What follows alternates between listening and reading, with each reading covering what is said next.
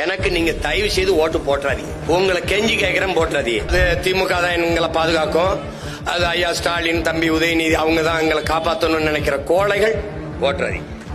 தயவு செய்து போட்டுறாதீங்க. கோழைகளை போய் அதிகாரத்தில் உட்கார வச்சு காலங்காலமாக இப்படி ஏமாந்து கேவலம் கேவலம். இது ஒருத்தன் சொல்ல முடியுதா?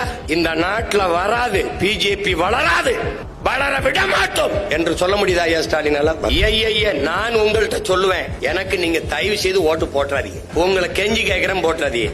எவன் நாங்கள் வீரர்கள், எங்களை நாங்கள் காத்துக்கொள்ள முடியும், இது என் நாடு, என் நிலம், என் மண், என் உரிமை என்று எண்ணுகிறவன் எவனோ நாங்கள் தமிழர்கள், அதிலும் வீரர்கள், மானத்திற்காக உயிரை விட்ட மறவர்கள் என்று எண்ணுகிறவன் எவனோ, வீர பரம்பரையில் நான் வந்தவன் என்று நிமிர்கிறவன் எவனோ அவன் எனக்கு ஓட்டு போட்டா போதும். அது திமுக தான் எங்களை பாதுகாக்கும், அது ஐயா ஸ்டாலின், தம்பி உதயநிதி அவங்க தான் எங்களை காப்பாற்றணும்னு நினைக்கிற கோழைகள் போட்டுறாதீங்க. தயவு செய்து போட்டுறாதீங்க. ஒருத்தன் சொல்ல முடியுதா?